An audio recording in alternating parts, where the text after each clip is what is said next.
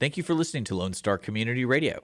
This program was broadcasted and recorded live from the LSCR studios in downtown Conroe, Texas. Lone Star Community Radio is supported by listeners like you. Donate and sponsor today. For more information on getting involved with Lone Star Community Radio, contact us at lscrstudios@gmail.com or visit us online at www.irlonestar.com. Good morning, ladies and gentlemen, and welcome to this week's edition of the Weekly Business Hour. We really appreciate you taking time to listen to our broadcast, or perhaps watch and listen as we produce it as a video cast. We're broadcasting live today, as we often do, from the studios of Lone Star Community Radio. Lone Star is the community radio station for Montgomery County, Texas. We broadcast live from our studios located on the first floor City Hall of Conroe, Texas. Conroe is the county seat and the city that leads this county forward. Great place to do business, lots of business going on, lots of expansion, and like I say, it's a great place to talk about business as well.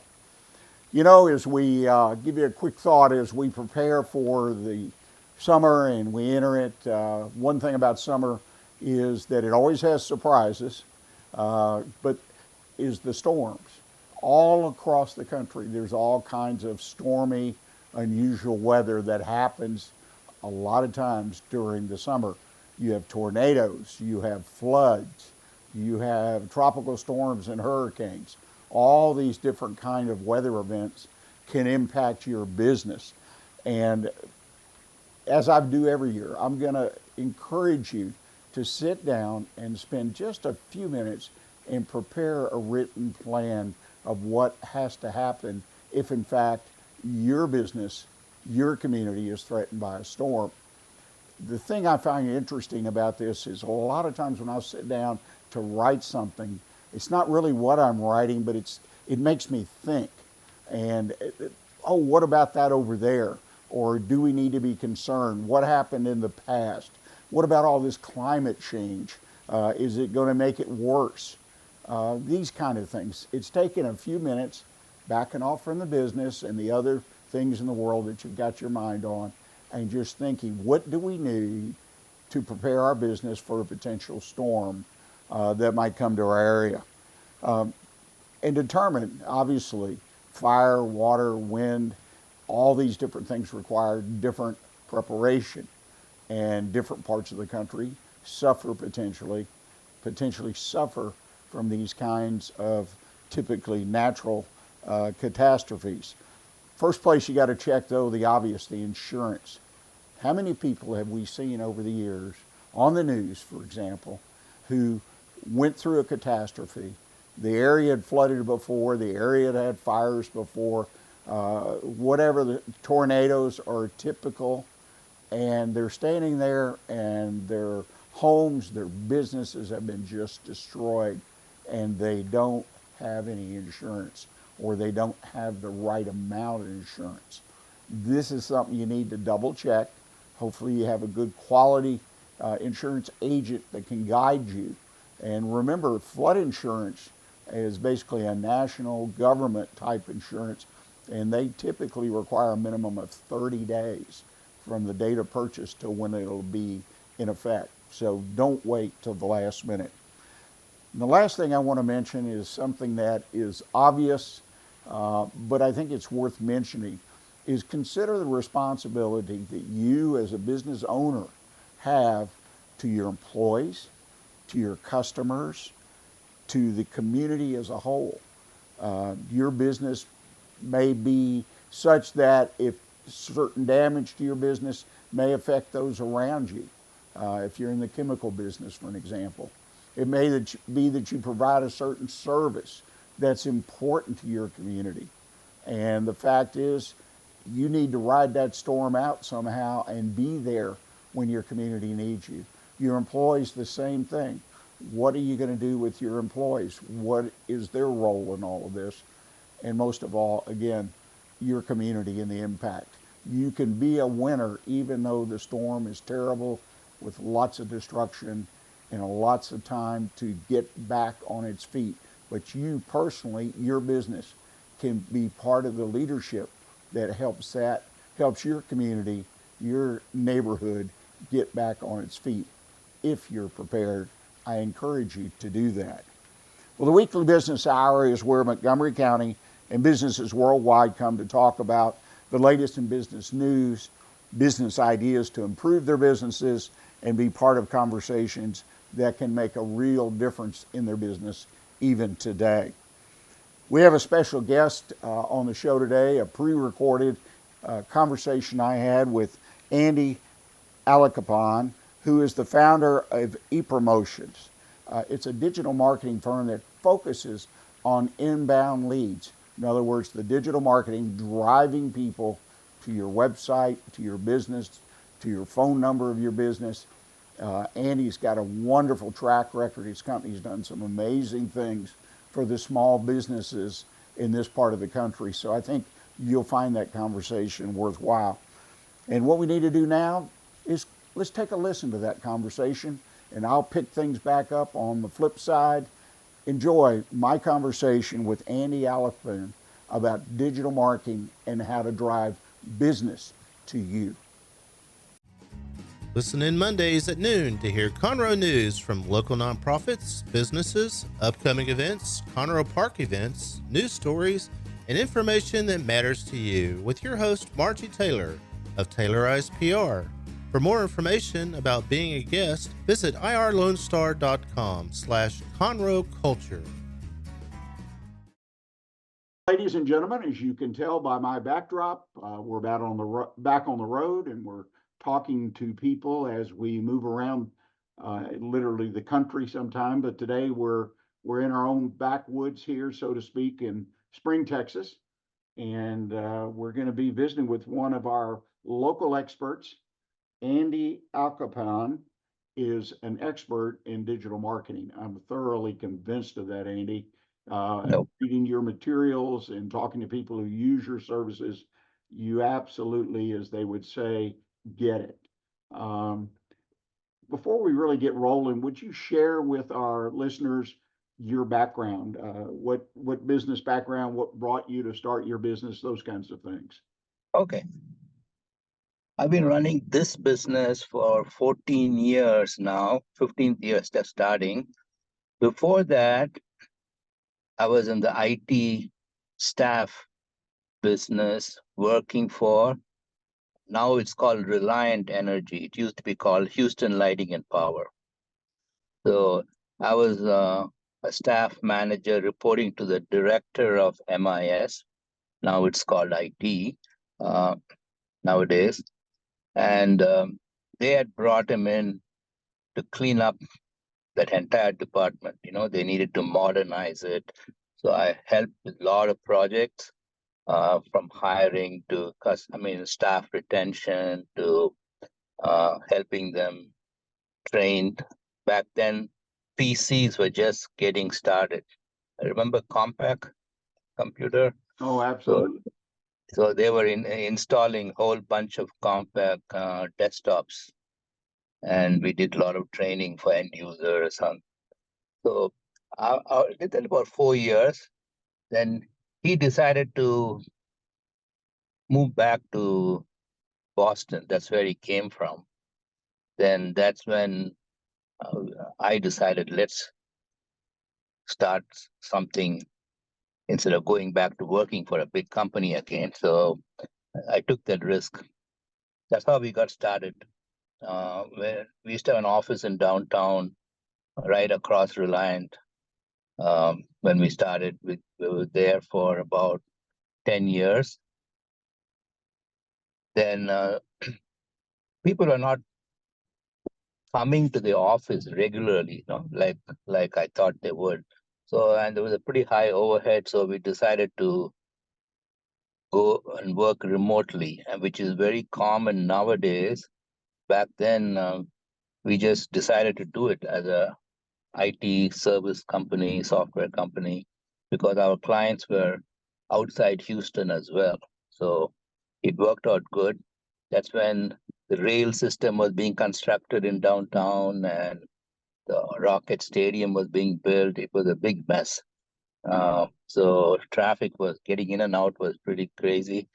So we just decided to move out. I love downtown.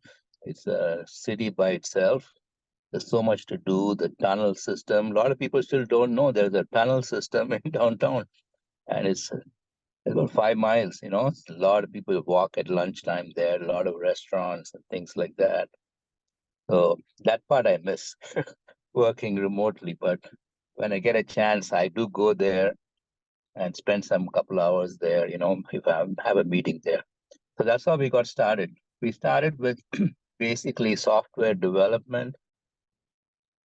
Then about 6, 7 years back, we moved into the marketing end of it because uh, people had to do this. Okay, if they're going to be successful as a business, they need to get successful in online digital marketing.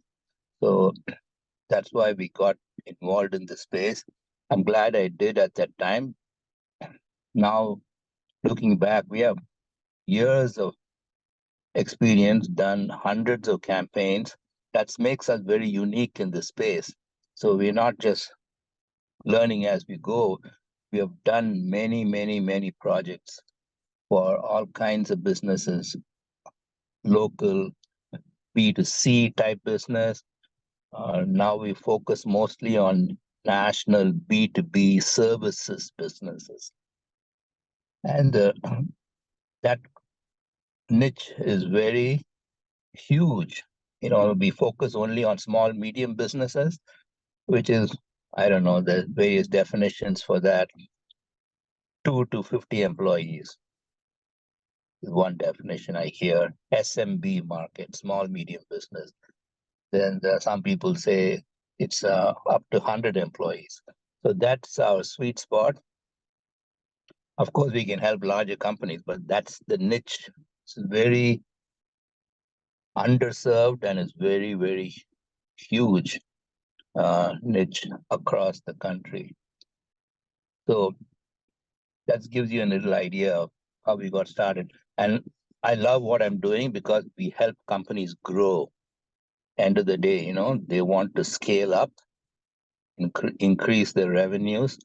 So it's a very rewarding service because we can see them growing, every month with new customers, new sales, new exposure, and things like that.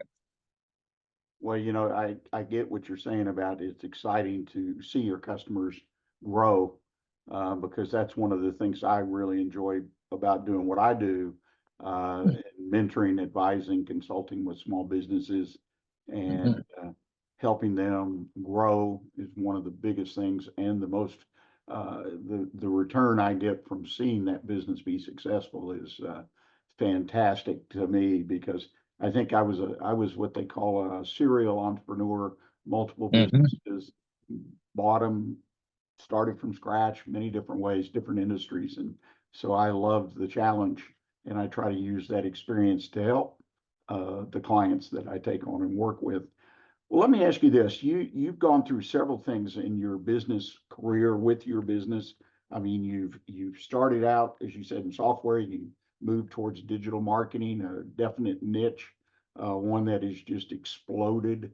And I'm sure a lot of potential yet to be to be found in that area. Um, Flexibility's got to be one of your main pillars of success because you've had to adjust, shift your company from being in the office to being remote. I mean, a lot of companies have done that, some with success, some without. When you went to remote, I know this is not in the area of digital marketing, but when you went from in an office to working strictly remote, what were some of the things that may have happened to you, to your company that you didn't anticipate? The social aspect of it, having coffee with your colleague and going out for lunch and things like that. Yeah, that was the biggest adjustment. But in this industry, the IT guys, they're very introvert. They're not very social type people. So a lot of them liked it. Okay. unless they were in customer outreach kind of business role, they were easy to adapt to the remote because that's how IT guys are. They like to be left alone and they do their tasks in the morning to evening. And for me, it was a big adjustment because I like to go meet people and have lunch and attend, you know, networking events at lunchtime. I'm not a big networking guy. Um, I'll tell you why in a minute, but nowadays, to grow your business, outbound type activities are not very um, productive as far as return on your time. That's what a lot of people are saying. Going to these events, you might meet somebody who you can get to know and might help in the future, but they might not be your ideal prospects because for our business, they're all business owners are our prospects, presidents, director of marketing, C-level type. And those guys don't go to networking events. Very rarely you'll see them Right. in networking events. So it worked out pretty good. I still go when I see a good speaker or something like that at lunchtime. I still try to schedule it and go and attend it. But since we are focusing mostly on national type businesses who are they could be based anywhere in Texas, but their market is nationwide. So for that, a lot of Zoom calls and Skype and phone calls.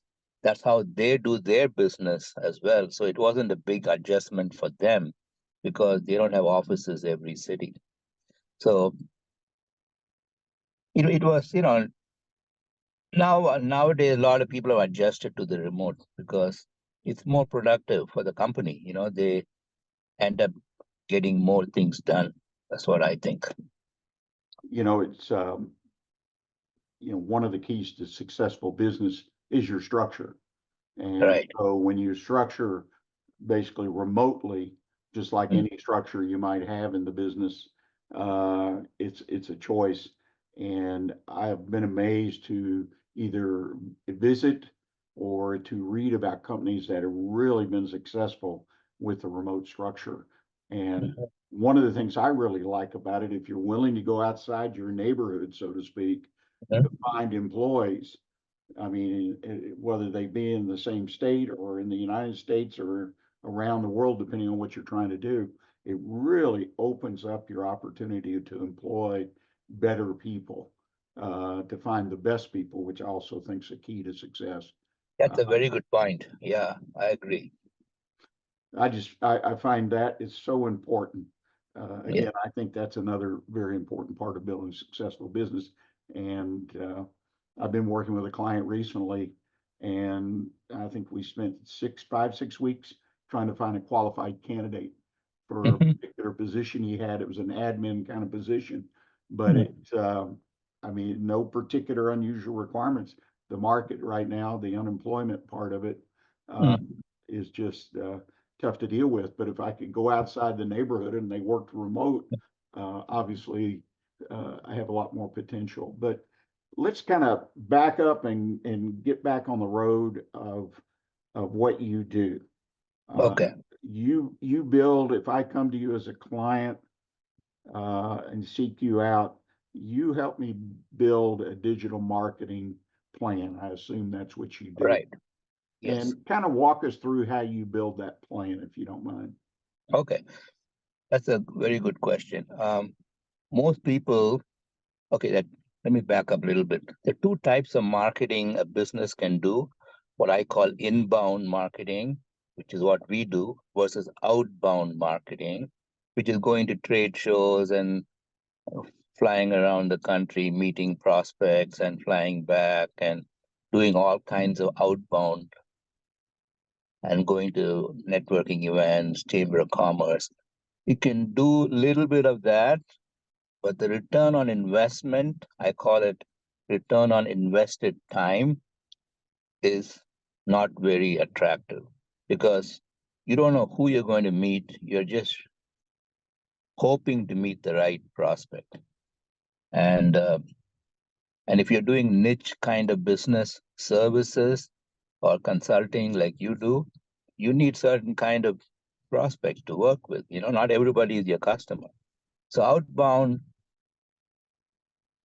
is still there, radio ads people are doing. For some businesses, it works very well. Other businesses, it doesn't. They do, TV commercials, are very, very expensive. Then they do trade shows. A lot of these things were starting to, scale down when COVID started. So a lot of companies decided that we need a better way to get return on investment. So they want to measure things, okay, so they can justify the president or the CFO, hey, this is what we spent and this is what we got back. It's very hard to do in outbound. So that's how inbound marketing came into the picture. And that's when we started really focusing on it. So what is inbound? Nowadays, let's say you're doing consulting services. You have certain kinds of companies who need your services. How do you reach them? So you have good content, have good blogs on your website, and the search engines will index it. And when somebody is searching for a solution which you offer, or they have a problem, they're looking for a solution which you offer, where do they go? They go to Google. They type in their, hey, I need financial planning, accounting software setup, or whatever. They type in their problem and they find 3 or 4 companies on page one, and they talk to 1 or 2 of them and they tell the boss in the next meeting, hey, this is what we found and let's go talk to them. That's inbound. People are finding you versus outbound, you're trying to find people. So you can still do both, but inbound is very, very powerful. It's very measurable, and the ROI is huge. That is the beauty of inbound. And it's easy to justify and report on the results. That's one of the things that I found out early in my career in a company I owned, and it's important, I think, for businesses is the ROI, the return on investment, and be able to account for what it costs you, say, to acquire a new customer. And like you say, an inbound, that number is you can quantify that number and come Right. closer. I have found when I run that exercise with my clients, and their marketing, advertising, et cetera, and they see the number that they're spending and broke it down between the inbound, the outbound, and all that. Usually their eyes get about this big because they had no clue they were spending that much money per new client. They knew the gross number, and somehow they figured it was okay.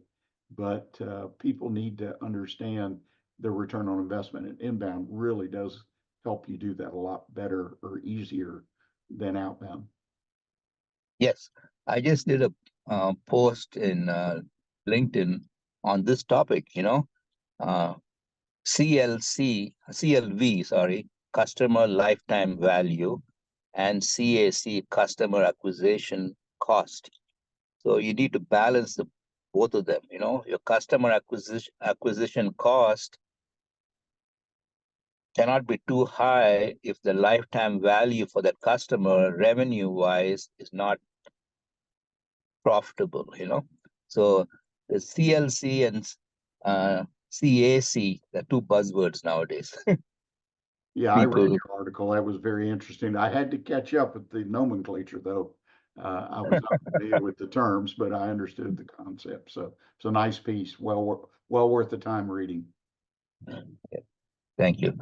Well, let's And talk about, okay, you've got a plan. We see the value proposition you have for what you offer to build that digital plan and get me started. Let's talk about campaigns.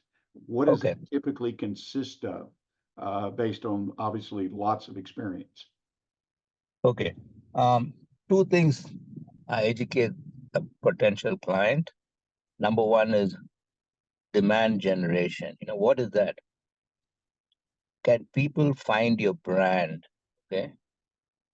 Is it easily visible on various platforms like Google, LinkedIn, social media platforms?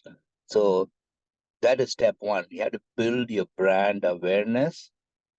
That's called demand generation. And once your brand is visible, then your services will get visible as a byproduct. So that's when the lead generation part comes in. So we educate the clients, you need to do both. You can't just think about one aspect of it. So in order to get inbound leads, which are targeted and qualified, you got to work on your brand messaging, branding at the macro level. At the micro level, you'll get leads coming in. And we practice this ourselves. This week I got 5 or 6 leads coming in through our website. So the website is where we start as a step one, see how good it is. Is it Google friendly? Nowadays, it has to be mobile friendly and Google friendly. So we do an audit of the site. It could be 4 or 5 years old, so we need to bring it up to speed. Or the site might be great. They might have just done the rebranding and cleaning up their website a year ago. Then we just take that. No site is ever done 100%. So that's the mindset we tell clients. It's a work in progress. You got to keep working on it. Then once the foundation is ready, then we do the campaigns. There are 2 campaigns, depending on the client, their budget, and how aggressive they want to be in their little niche or national market. So we show them what their competition is doing. They know the competition. Sometimes they tell us, hey, Andy, check out these companies. See, we run into them a lot. How can we compete with them? Because our services are better. But it's a well-kept secret. Nobody knows their services are better. So we start with Google marketing. That is the foundation for any business. You could be a dentist serving 1 or 2 zip codes, or it could be a manufacturing company whose clients are worldwide. People need to find you. So Google marketing is the foundation. Inside Google marketing, there are 2 campaigns. One is organic, where when you do a search for a service, what shows up on page 1, the top 3 are paid ads, which are very, very powerful. And below them, you'll see the organic listings. So those 2 are 2 separate campaigns for Google. This is step 1. Clients have to implement organic. Organic takes time because Google's algorithm keeps on changing. It takes between 3 to 8 months to get some of your key revenue producing services indexed and showing up on searches when people are searching for your solution. So it's slow and steady, right? So that's one aspect. The paid campaigns are immediate. Within a week, you start getting inquiries. They're very powerful. But one aspect of paid campaigns, which I like, is calls. We can do calls campaigns where we can track how many people called you last week, and we record those calls. And some clients want more calls. They want their phones to ring. So there are a lot of extensions like that inside the paid campaign. Some clients want a geographic campaign. They just want to expand in Austin, for example. So we can just do paid campaigns in Austin City. Then somebody wants to expand in the state of California from north to south. We can do paid campaigns like that. So I love paid campaigns, but that's how Google makes their money, right? So and it's combination of these 2, Google organic, Google paid, is the foundation. The next level around this circle is the social media. For some companies, Facebook will be a good marketplace to be in, or LinkedIn. I love LinkedIn and YouTube. YouTube is owned by Google, which is the #2 search engine. So videos are very powerful for marketing. So these things, you can do all together or little at a time. There's no one right way. It depends on the client and how. That's one of our strengths. We know how to customize a campaign for a client because nothing we do is off the shelf. And customers like that. We just tell them, let's say your goals next 6 months is to get 2 new clients every month times 6. So if that's their goal, we know how to help them get that. So it's a combination of all these elements makes a campaign. And again, what I really emphasize is there's no one size, one shoe fits all. It's very customizable and it's very results measurable marketing. That's one of the things, as someone who's purchased or consults and works with people to purchase these kinds of services, is exactly what you said. It's one size does not fit all. And Right. I like the fact, I believe I heard you say that, one of the goals, say, for an example, would be to acquire 6 new customers a month. And you build a campaign that will generate that kind of activity and action and attract the people. Again, ROI. They know what Right. they're paying for and what they can absorb. Right. 6 new customers a month. So that part to me is very interesting. Google, what is their main position in this whole scheme of digital marketing? And I know they're the biggest search engine, right? And Yeah, they're the #1. what else do they do today for someone may not be an expert in this area, may not even know? They are moving into AI, which is artificial intelligence. Um, I'm sure people have heard about it. It's going to get more and more accepted. It has a lot of time-saving functionalities inside AI.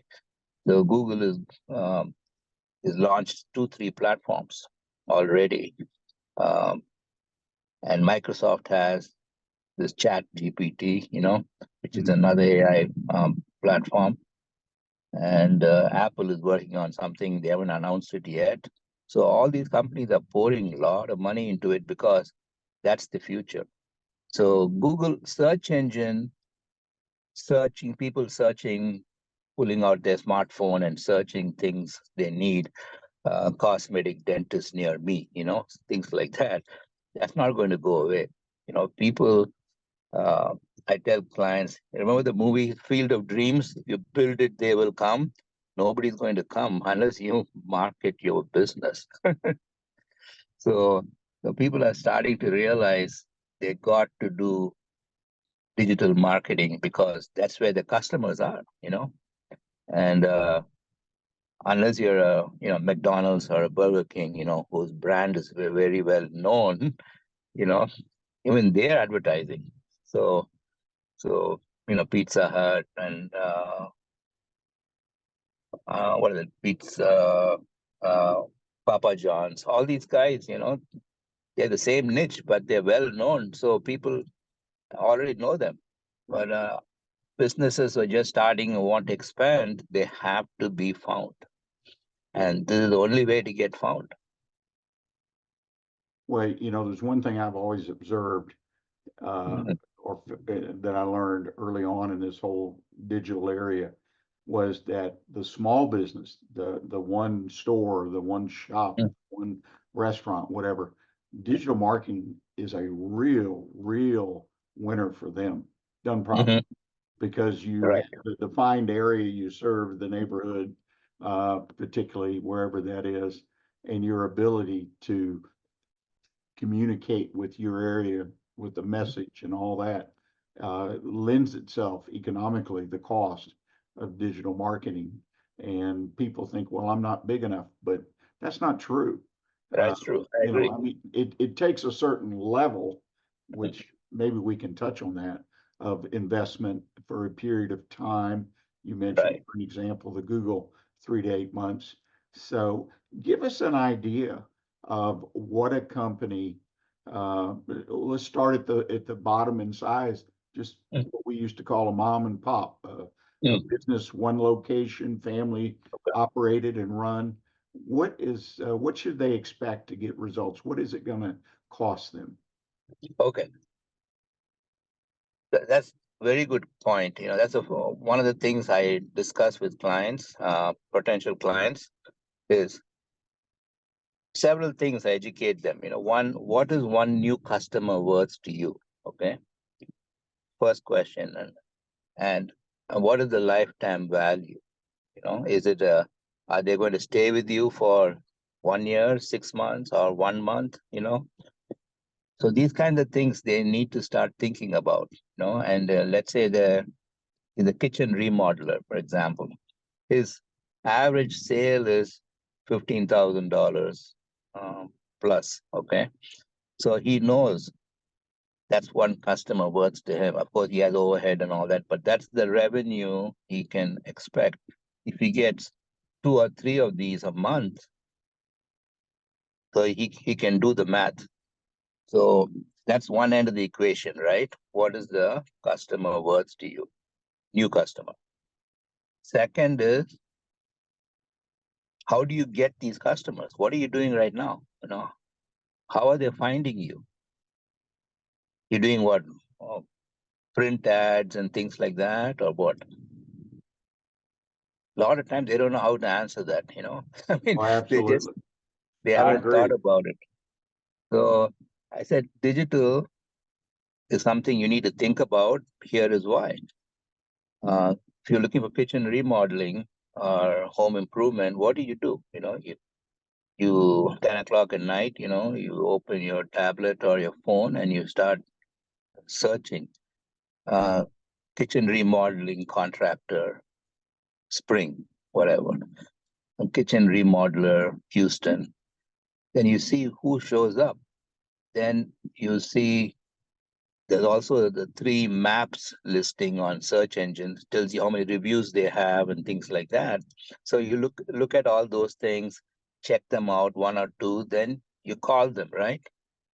That's how people are going to find you as a service provider. You need to be found when they're searching. See, Google is, a lot of people don't realize it. Google is intent based search engine. Facebook is interest based. Okay. So unless you have interest in homes and remodeling, you won't see that showing up and on their feed. So Google is more. That's why a lot of people like the search engine aspect of it because it's intent based.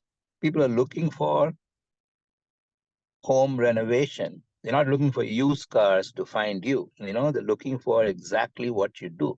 So this is the mindset I start with. Then ask them, do you have a marketing budget after that? That's also a long pause. A lot of people haven't really put a thought into it. They keep reacting as they go. According to SBA, between 12 to 15% of annual sales should be going to marketing as a marketing budget. So let's say your sales 100,000, 10% for simplicity is 10,000 a month. Okay. So that's the kind of numbers I share with them and make sure they understand how to justify it. They're not throwing money out. They will get the return, but it's going to take time. So I tell them, Google organic, you're not ranked anywhere. It's going to take 3 to 6, 7 months because you're in a fairly competitive market. That's what we found. At least 7 months is needed to get good traction organically. So I'll give them a budget for that, 1,200 a month or whatever, depending on how many services they want to promote. is based on number of service search phrases. So if the search phrase like kitchen remodeler near me is one of them, so we come up with a X number of them, then we have a budget for that. So it varies how aggressively they want to market themselves. Then paid ads, they need to have a budget for it, and the cost per click varies from industry to industry and niche to niche. So educate them with all these things. Then I'll ask them, which one makes sense for you. You need, we can help you both places, but you need to decide. Do you want slow and steady, or you want immediate leads? So we come up with a budget after that.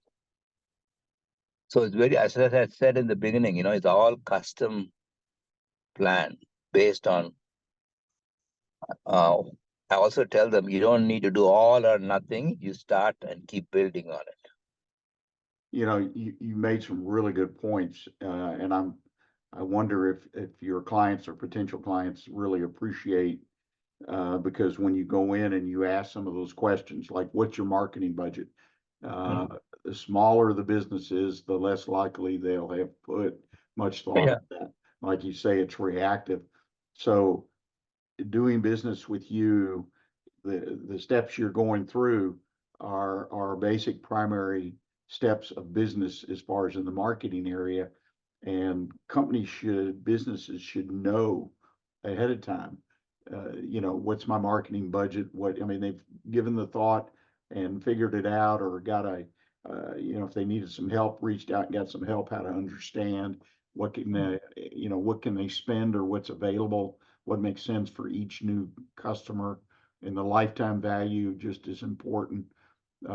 These are all critical first steps, I believe, and have found that to be very, very true. And unfortunately, again, very few people I have worked with have all that kind of worked out ahead of time, or really given it any thought. To kind of wind down our meeting today, which I think has been very fruitful, social media marketing. For an example, do you advocate marketing on Facebook? Ads are there. We see them. We all get them. Big companies, international corporations, Ford Motor Company. I see stuff. What's the true value of the social media marketing?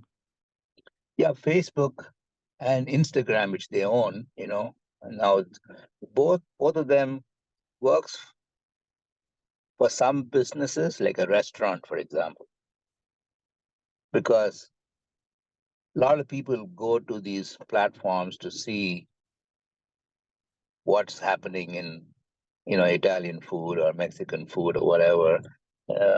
And that's the interest. They'll start seeing, more ads like that. Yeah, Facebook it's, the cost per lead, cost per click is a little bit lower than Google, okay? But it doesn't work for every niche. Organically, they can keep posting stories about themselves and their business, what's happening, any specials coming up. So to build a community, that takes time.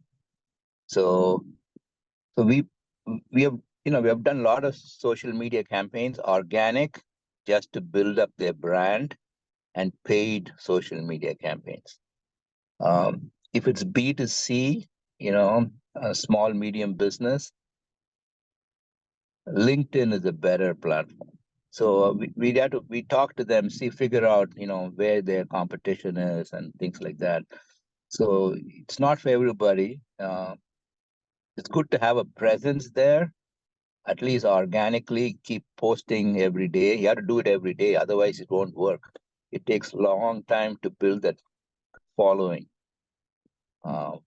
Then they will start telling their friends about, hey, you need to check out this place, So that doesn't happen overnight. So that's why people do paid ads. And it might work. Depends on the niche. We have to do some research on it and tell them. If it's B2B services, you've got to be involved in LinkedIn and YouTube. Yeah, the LinkedIn thing for businesses, that's fairly obvious, I think, because it focuses on business, and people's jobs Right. and where they are and so on and Mhm. so forth and where they're going. Well, Andy, I can't thank you enough for taking the time today to visit us. You're obviously an expert in this area. You provide a lot of wisdom as well as experience and skill. If folks want to follow up this conversation and reach you, your company, what's the best way for them to do it? A company, I have many websites. That's a whole nother discussion. Company website is ePromotions with a Z, ePromotions.net. That's one place they can go to find us. Another one I have, which is also very popular, is SEOGuruHouston.com. SEO Guru, Houston.com. Both these websites are very well indexed. And my phone number, of course, 832-677-4620. Just text me and we can chat about your situation. Well, thank you so much. And ladies and gentlemen, I hope you've enjoyed this conversation. Digital marketing, a very important piece in building successful businesses. Thank you. Every Friday, tune into Texas Ticket on Conroe's 104.5 and 106.1 FM with Armando Nino of Gold Lake Conroe, focusing on Montgomery County area events and places. Get a feel of the Texas spirit at the event, paired with guest and vendor interviews, event coverage, and ticket giveaways, and so much more. Join us Fridays and punch your Texas ticket. For more information on the show, visit irlonestar.com/Texas Ticket. Well, welcome back, ladies and gentlemen. I hope you enjoyed our conversation with Andy. I think there's a lot of information there that you may want to re-listen. And along those lines, it'll be a couple days later this week, or if this is a recording, that you can listen as well as watch the show. It's posted websites, Lone Star Community Radio. It's posted on onebestconsult.com, and then on social media, YouTube, Facebook, the weekly business hour pages. And I encourage you, listen to that type of conversation a second time and pull out a pad and pencil or your computer and make some notes if you didn't already do so. Thank you again to Andy for taking the time to join us. Well, in the final 2 or 3 minutes of today's program, I want to talk about something, give you a final thought. And I was in a conversation recently with some business owners, business leaders, and we were talking about marketing, but we zeroed in on something, and that's content. You know, the idea was with content is you write or develop or you have a third party develop content geared towards telling your story. Everything about your content, everything you write to publish in an ad, an email blast, post on your website, wherever you do it, it needs to be focused on your business story. Now, that doesn't mean you put it in a storytelling form every time, but what are the main reasons you're in business? What does your business do? What are your goals? How can you help people? That's part of your business story. But one of the conclusions our discussion came to, and I think this is really important because I've experienced this for a number of years. You put together content, and content is difficult, if not challenging for most of us to sit down and put together. Even if we hire a third party, we've got to be able to convey to them what it is that's important about our business story. But once you develop content, you can reuse that content over and over and over. Now, I don't mean just in a single media like email marketing. You can take that same collection of words and thoughts, maybe change it up a little bit, and then you can put it in a print ad or a portion of it. In other words, you build a core message, you build that content, you tweak it, and then you use it, website, email. You build a common theme through it. And that way, when people see your website or receive email from you or see an ad in a newspaper or magazine, anywhere, they connect it with your business. It's content that you need to refresh from time to time, maybe annually. But once you've developed it, use it And don't worry about always having to sit down. One of the guys in the meeting says, well, I just don't have time to sit down once a week and do a blog and do this and that. And I said, well, what if you have that content? Yes, you change what your blog says, but you've got a core there to work with. It makes it a lot easier, particularly for us that don't make a living as a writer. So again, thank you for joining us today. I hope we've given you some ideas and are helpful. And don't forget, the weekly business hour will be back a week from now, 11 o'clock on a Monday morning if you want to listen live. And in the meantime, as I always try to tell people, everywhere I go, keep a focus on what counts in your business. Thanks.